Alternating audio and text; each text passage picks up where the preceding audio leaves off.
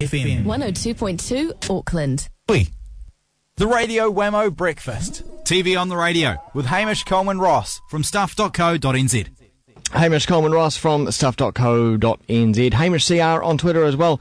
Hello to you, Hamish. Morning, Wammo. How are you? Good. Nice to see you in the Kiwi studio once again. Oh, well, it's good when I make it in. You know, I feel like I'm part of the place. You know, part when of I the get fold. that connection.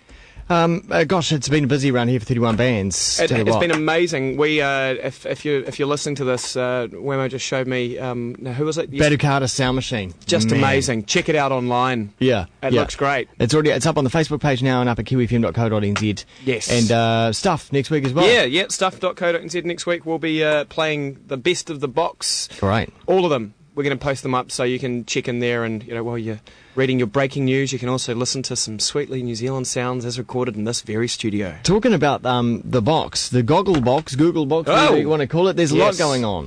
There is crap loads going on. I think it's a great time of the year when finally, we're kind of coming to the end of some series. New series are being commissioned. We're talking about whether or not new stuff's going to happen. And it really is quite an exciting time. I don't even know where to start. So, let's start with Fair Go. It's been refreshed. Fair Go, started back. And Alison Moore, I guess it was getting a little strange to be working in the same room as your ex-husband. And I guess that was a good idea for her maybe to go and work on another show. Yeah. You want to tell me there's another reason that I didn't think about that. Yeah, you're right. Well, they were trying their best to have her at breakfast and him in the evening, but I'm sure there must have been crossover time. It'd be like, imagine at the cafe, sort of like, excuse me, Alison, I'd like to get access to the sugar, or you prevent me from that as well. Please. Yeah. Anyway, we love Alison because she's into chicks, so her and I have a lot in common. True, right. So moving right along. So Fair Go's there. It's still doing its Fair Go thing. There was a bit of criticism that the first episode that came out wasn't tackling big meaty issues, but I say it's just first episode. I wouldn't really worry too much. Out of all the shows that are on TV, my faith in Fair Go would probably be fairly high. So they kind of polish it quite a bit, isn't it? Yeah. But it's now being likened to Target, which perhaps isn't such a good thing, because Target's emphasis is more on probably entertainment as opposed to... Well, I don't know about that for Target, to be honest with you. I mean, I think Target has a tall order. Target does 40 episodes a year, whereas I think Fair Go will just be over 20. That's definitely not as long a period.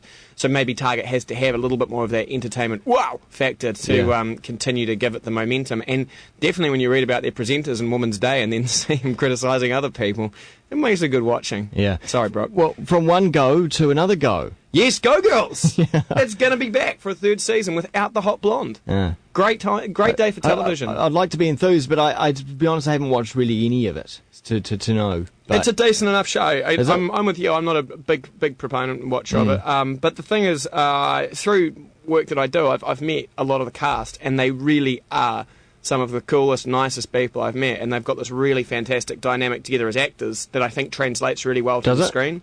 And so Anna leaving to go off and do whatever marvellous thing she's going to do, and I think a lot of that's been on the back of how well she acted in Underbelly Season 2. Yeah. Her going off and doing it, and the fact that show's still able to keep momentum is a really awesome thing. It didn't hinge on one star, and that's the great thing about a collaborative.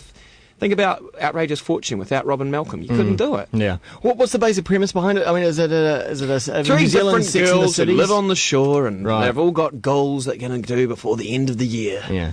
I don't know. I mean, if you live on the North Shore, you might identify with it more than those of us who don't. But, I guess it's just about normal Kiwi girl. Well, it's supposed to be normal, different types of Kiwi girls and kind of getting through life. So, yes, a little Sex in the City for Auckland. For Auckland. For the North Shore specifically. I don't know how much people in Hokitika identify with it. I will ask my cousin Penny. Yeah. Okay. Get back to us on that, actually. Yeah, I will. Penny, do you identify with Go Girls? A bit of controversy once again. I mean, it's not new, but South Park in the gun. This is just amazing. I read an article in the Dominion Post, a fine Fairfax media publication, about is this the most dangerous show on television? Because, of course, there have been suggestions that the bomb in Times Square was in some way linked to outrage of the depiction of Muhammad, the Prophet Muhammad, praise be, on the TV show on South Park. And also, too, there's some interesting issues there. Comedy Central also censored the second part of a two-part episode quite heavily at the end. And that was not done by the producers. Now, it was all about a speech was given by Santa Claus and Stan, and I think maybe Mr. Hankey, the Christmas poo. Oh, I want to see that. Gave a speech about how hate and fear, actually just feed onto each other to create even more hate and fear, and that the only way to do it is to tackle it head on.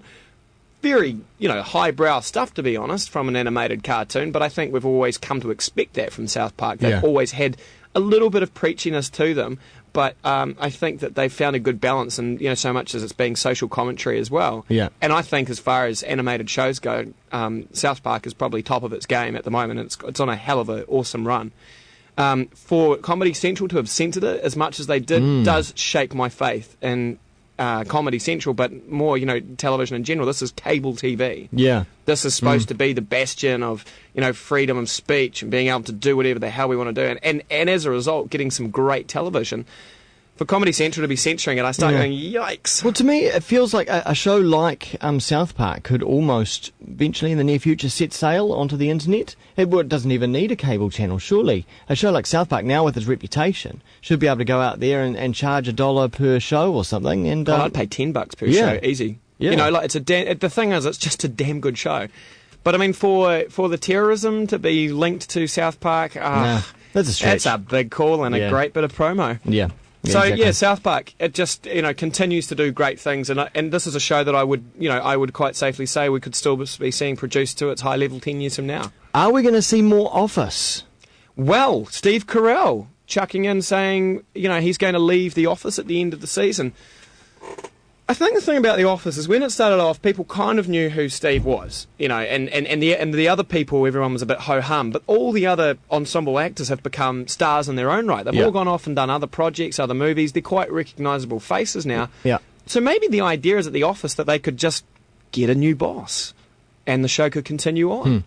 And I don't think the show hinges so much around him now. They are in their 6th season. Yeah, so the British season had, what, 2 or 3? Two? Two and a Christmas special. And some specials, yeah. So, and that, to me, felt like enough, It left you wanting more, which is probably the best thing, because if you keep on producing, it's not, I think, the US series has become its own animal, though. It doesn't hinge on being, the comparisons between it and the British one, I think you have to stop, It's its own thing. So Steve wants to leave to go and spend more time with the kids. Very admirable. But at the same time, I think the show could have a new boss and continue to do just surely, as well. like, a filming schedule for The Office would be 6 weeks and then it's over, Well, you see, right? I don't quite understand this, because I've heard actors say sometimes movie actors have gone to television, they've done it so they can have a consistent schedule to spend more time with their kids. Yeah. Maybe Steve's just been greedy. Greedy old Steve Carell. What's all that? Yeah. And terrible movie with Tina Fey. How do you get two people with amazing talent together like that and it just dies? Is it a date movie? Yeah. No. Is it? Apparently it's just it's a dog. I saw an ad for it in the toilets last night at the probably Classic. Exactly where it belongs. Talking about new bosses, The Apprentice comes to its final. The Apprentice New Zealand. And Terry Serapisos, whose name I couldn't even pronounce a year ago, has come under nothing but fire the whole way through this thing. He wasn't the right choice, and then, by the way, he owes the Wellington City Council this amount of money. Yeah. Now he's selling his Ferraris because, and he's got no money, and it's just all been a bit of a storm, around this guy. Yeah. But the show's actually done really well, and although we've had our criticism of it, probably we could see another series. But the word from the corridors of TVNZ is that if they do it, there'd probably be a new boss in town. Yeah, I think that'd be a wise thing. For me, whenever I've tuned in, he just just seems awkward. It's not natural. I mean, but then again, it's the whole New Zealand thing. I don't think we can do a show like this in New Zealand because everyone knows someone who knows someone in that show, right? Pretty much. And it's like, this is out of place. They're not really being themselves. It's just not the New Zealand way. We don't do The Apprentice. You think we all get a bit, it's like, okay, now I'll do this thing. It's like, you can't say that. Sandra screwed it up. Oh, damn it. And really, a year with Serapisos, man, is that a prize? That sounds like torture. Come on. What is it somebody said? Was it you said it? What, second place? 2 years. Exactly. Gosh. I love it. Hey, that's all we've got time for, Okay, Mr. mate. Coleman-Ross. Check... Happy Mother's Day, too, to my mum. yeah. Happy birthday. Nice. Mother's Day, not birthday. Happy birthday for last month, Mum. Straight down the gun. There we go, right. Hamish CR on Twitter and on stuff.co.nz as well. He's doing all the video stuff up there. Check it